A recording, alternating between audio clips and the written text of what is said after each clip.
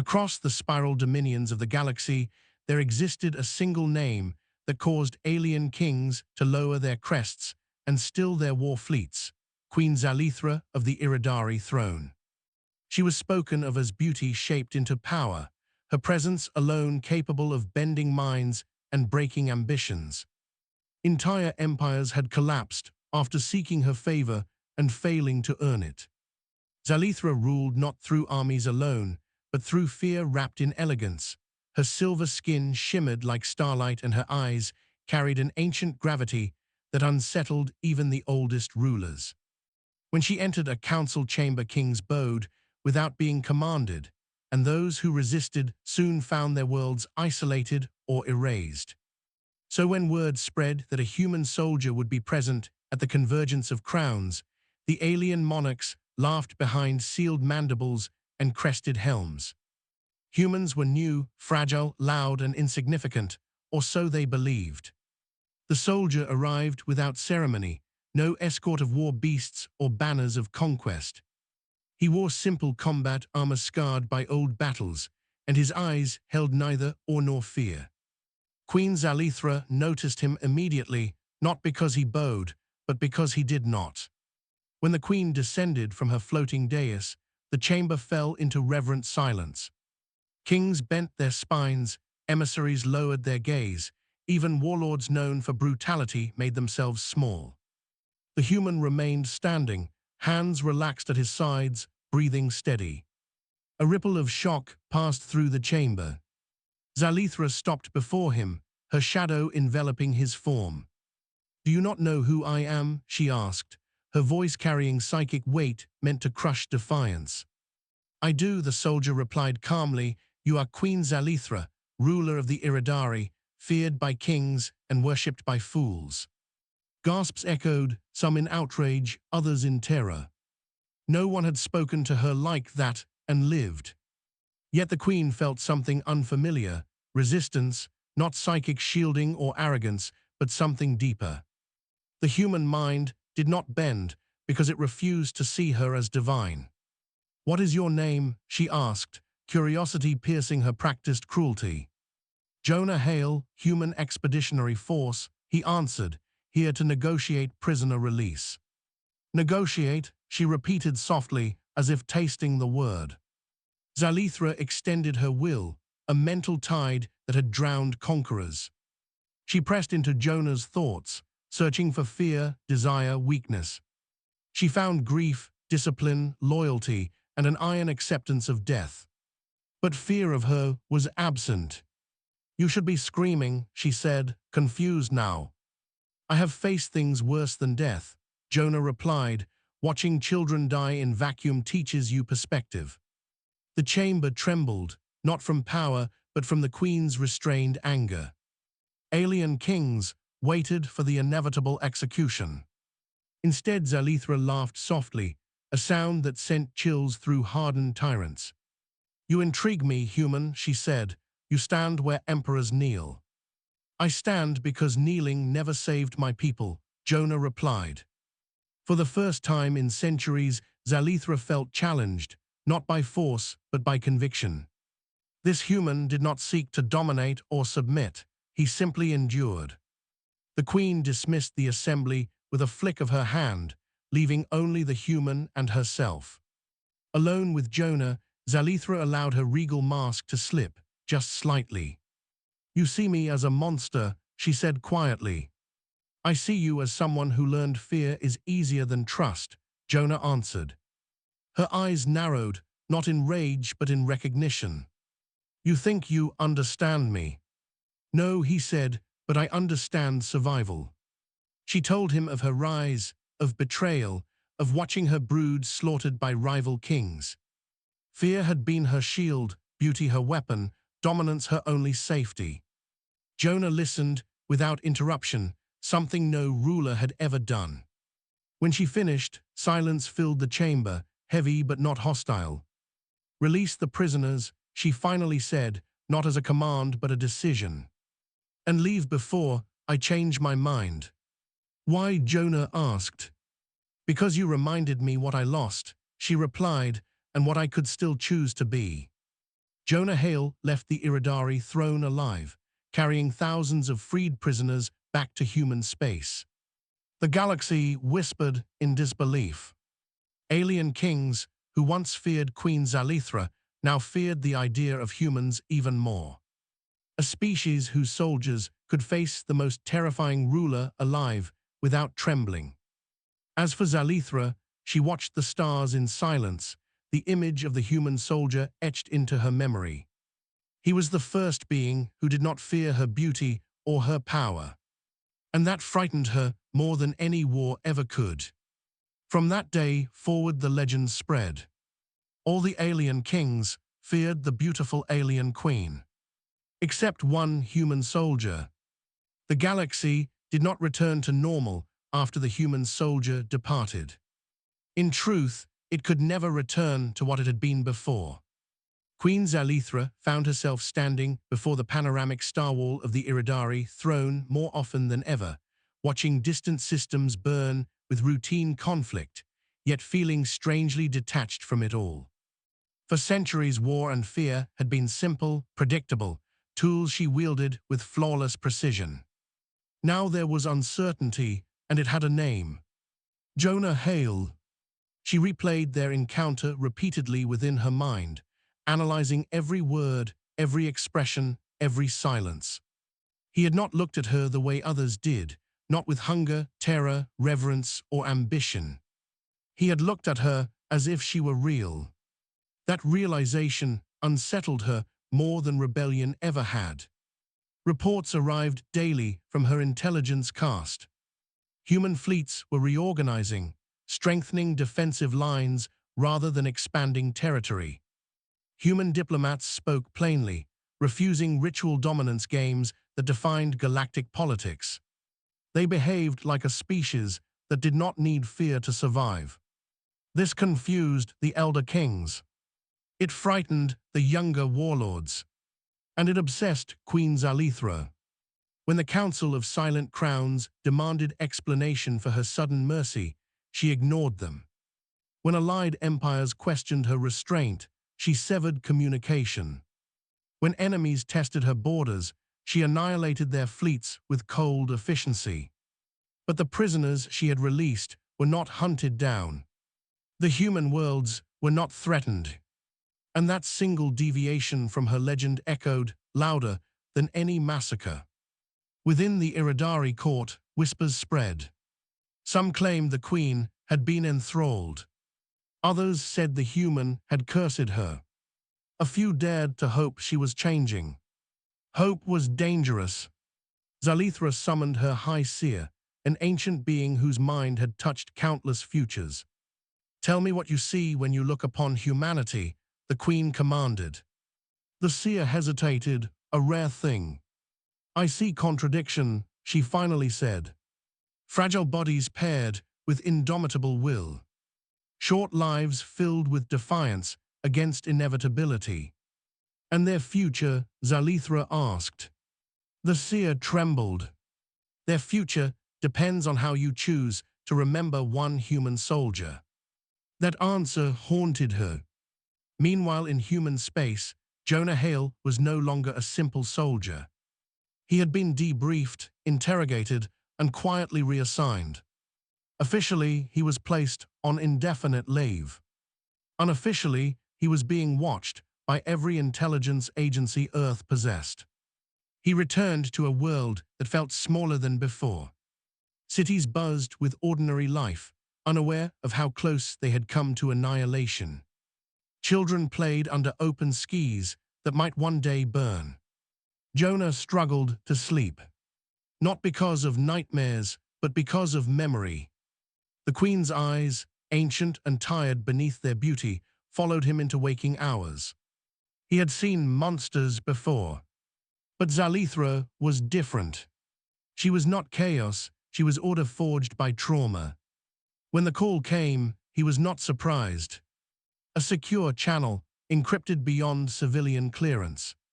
A voice calm but urgent. "She wants to speak to you again." Jonah closed his eyes, exhaled slowly, and accepted. The meeting did not occur on a throne world or a battlefield. It took place in neutral space, aboard a structure older than recorded history. A derelict precursor station drifting between empires. No guards accompanied the Queen. No honor guard stood behind Jonah. Two beings met as individuals rather than symbols. "You came," Zalithra said, stepping from the shadows, her presence still overwhelming yet restrained. "You asked," Jonah replied. For a long moment, neither spoke. The silence was not hostile, but heavy with unspoken truths.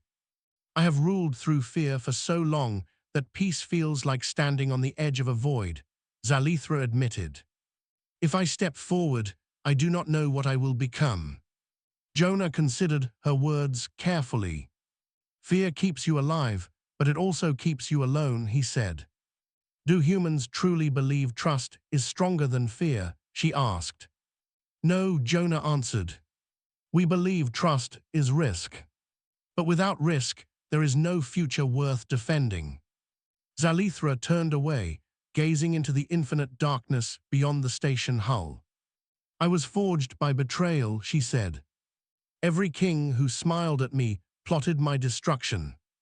Every alliance was temporary, every kindness conditional."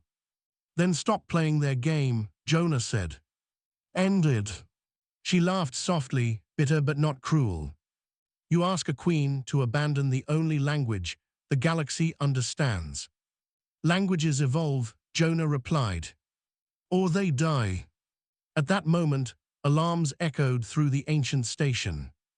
Hostile signatures emerged from hyperspace.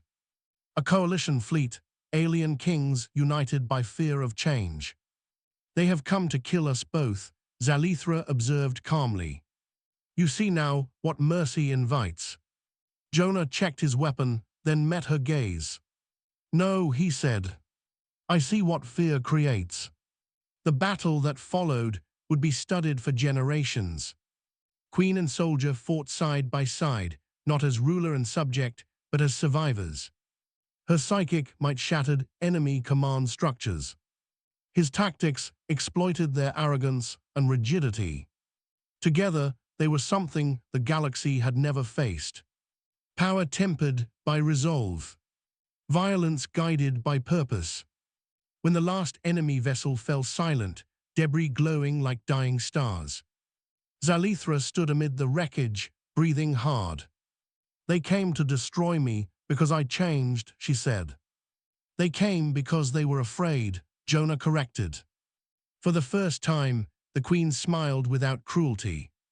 A genuine expression, uncertain but real. "What happens now?" she asked. "Now you choose what legend you want to become," Jonah replied. Zalithra looked out at the stars, then back at the human who had rewritten her destiny. "Very well," she said. "Let the galaxy learn a new kind of fear. Not fear of my wrath, but fear of what happens when monsters decide to stop being monsters." And in that moment, the galaxy shifted. Not with an explosion, but with a choice. News of the battle in neutral space spread faster than any official transmission. Wreckage fields do not lie, and the silence of destroyed fleets speaks louder than propaganda. Alien kings who had conspired in secret now accused one another openly. Old alliances fractured under the weight of mutual suspicion. Fear turned inward, consuming those who once wielded it as a weapon. Queen Zalithra returned to the Iridari throne not as a conqueror, but as a catalyst. Her court sensed the change immediately. The air felt different, less suffocating, more uncertain.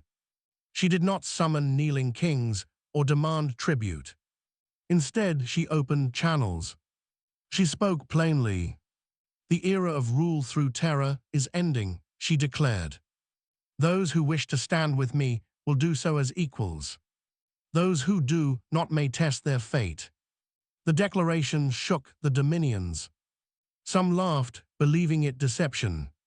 Others panicked, fearing vulnerability. A few listened.